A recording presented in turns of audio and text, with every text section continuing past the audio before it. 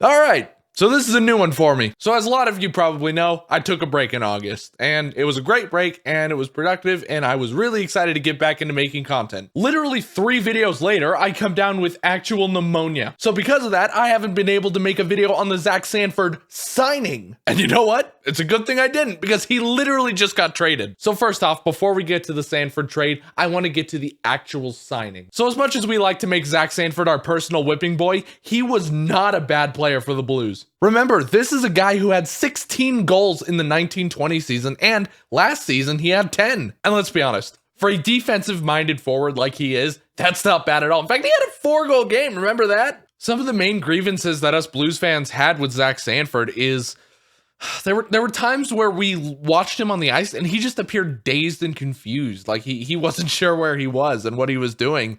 And it seemed like whenever he had the puck, he was turning it over. And it got maddening and sickening after a while just to see the same thing over and over and over again. You know, he'll score 2 goals in a game and then he'll disappear for like 20 straight. I think all of us knew that his days were numbered in St. Louis. I think he knew it too. I think it was just a matter of time of when a trade like that was going to happen. And even though Doug Armstrong signed him to a $2 million extension, which is just such a massive overpayment in my opinion, it was smart of him to do that, because at least when we get him off the books, he knew that there were teams that would take a trade like that and we'd get assets back. So actually, it's a smart move on Doug's part. Sanford was pretty much exclusively slotted into that third line role. He was a great defensive forward, like I said, and actually, according to his statistics, in front of our own net, if he was parked there, nobody was scoring. That's one of the most underrated aspects about his game. And when there's a player with an upside like that on a team whose fans just don't really vibe with him anymore, a trade is inevitable. And so,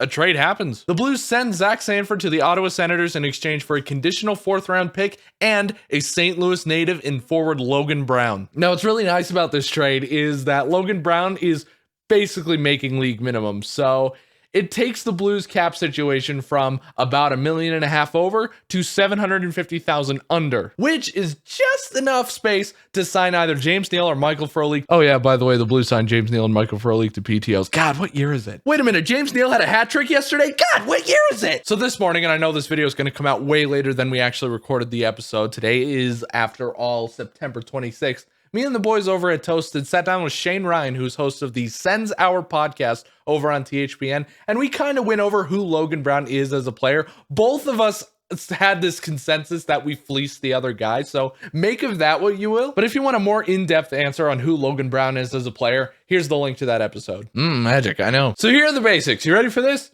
He was drafted 11th overall in 2016, and he's 6'6".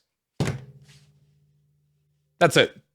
Okay, that's not quite everything. His father is Jeff Brown, who had a cup of coffee with the Blues. The only other thing I know for sure about Logan Brown is that he cannot stand the Ottawa Senators organization, which, I mean, understandable. We're out of the rebuild window. Yeah, right. And also, guys, I hate to be the guy who has to tell you this. Like, you know, it pains me to break everyone's hearts here.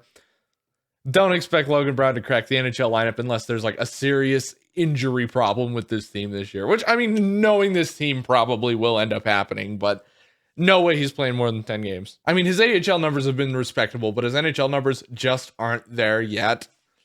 Maybe someday, but he is getting older. He's like, what, 25? So, but honestly, at the end of the day, it's okay, because the point of this trade was to get Zach Sanford out of here. And hey, we got this totally wild card player that's coming back. Maybe he becomes a star. Like, who knows?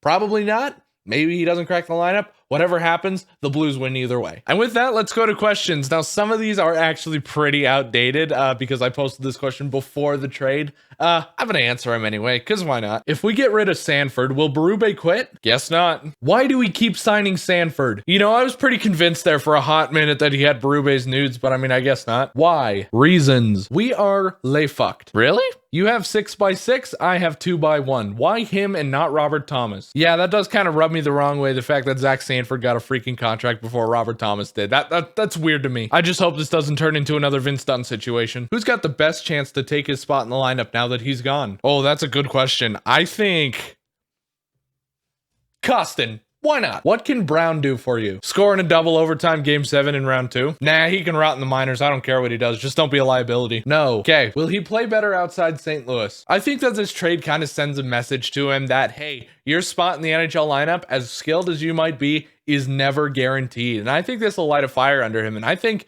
he'll have a career year in Ottawa. That much I can pretty much guarantee. So that is going to be it for this one. Thank you guys so much for watching. Thank you so much for your support as always. And yeah, I'll see you guys in the next one. All right, I just recorded the Cairo video, so I feel like I have to end the video with this.